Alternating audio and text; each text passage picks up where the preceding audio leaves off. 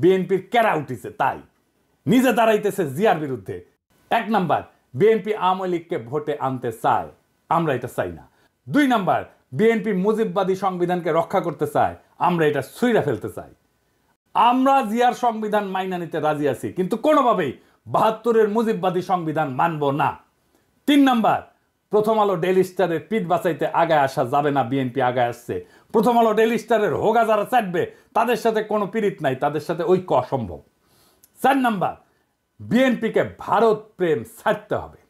BNP ভারতের সাথে 2019 সালেও সম্পর্ক করতে গেছিল, পাত্তা দেয়নি ভারত।